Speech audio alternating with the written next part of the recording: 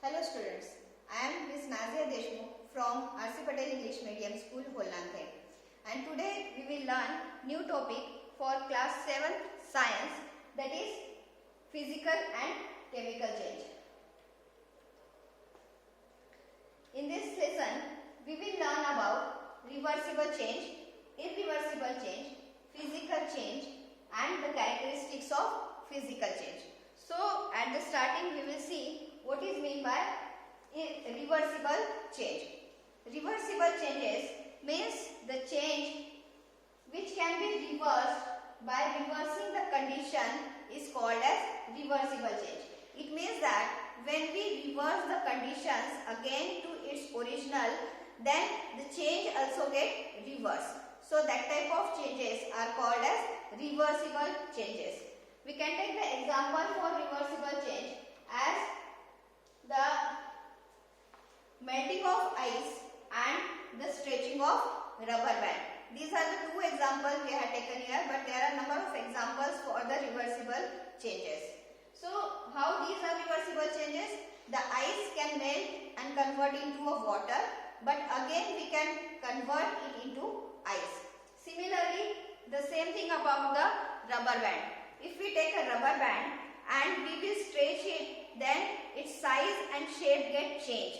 But when we reverse the condition by releasing the rubber band, they take its original condition or original shape and size. So that type of changes are called reversible changes. So we can say that the reversible change are temporary changes. Whichever the reversible changes are there, they are the temporary changes. They can convert it into its original form. The another type of change is irreversible change. Now what is meant by irreversible change? The change which cannot be reversed by reversing the condition is called as irreversible change. Means though we will reverse the condition, but then also we can't change that whatever the change happened in the object, we can't change it again its original form. So that type of changes are called as irreversible change. For example for irreversible change we can take as the cutting of paper. Means once we cut the paper in small pieces, we can't reverse it and convert it into a original form of paper. The another example for irreversible change is the growth of plant. It means that once the size or the shape of the plant get increased after the growth, we can't convert it into in its original form. So that type of changes are called irreversible changes. And that's why we can say that the irreversible changes are permanent changes. They are for all time. Once the change get happen, we can't reverse it. That's why they are called as irreversible change. Now, what is meant by physical change? Physical change means the change in which only the physical properties of the substance get changed. That type of changes are called as physical change. Now what is meant by physical properties? Physical properties means the change in shape, size, color or the state of the substance. These are the physical properties. So if there is a change in these physical properties, that changes are called as physical changes. So we can see here some of the examples for physical change as the conversion of ice to water. Ice, it is a solid form of water. When we take out it from the freeze, it converts into a liquid form. That is the physical change. Here the state of that substance gets changed from solid to liquid. Then cutting of fruits. When we cut the fruits in small pieces at the time of eating, that time the size of that fruit is getting changing. That is also the example of physical change. Then the cutting of bread slices. In bakeries, the bread is cut into number of slices. That is also the physical change. Crumpling of paper.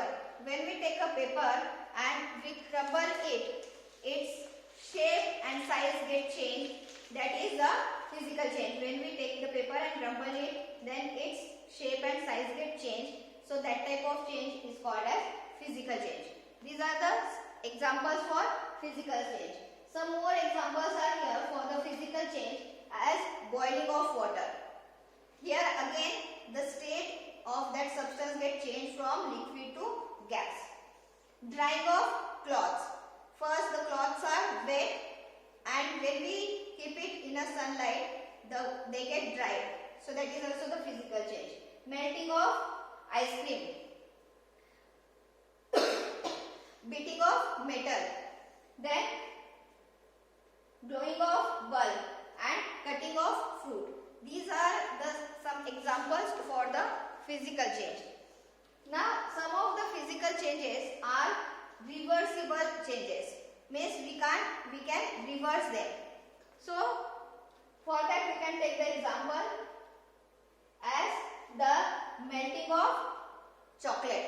When you purchase the Cadbury from the shop, it is in a solid state, but if you keep it for some time outside, then it start to melt. But if we put that melted chocolate again in the freeze, we can convert it into again the solid form. Means the change get reversed after changing the or reversing the condition. So it is the physical change but reversible. Same about the melting of the ice cream. When we purchase the ice cream, it is in a solid form, but it start to melt after some time.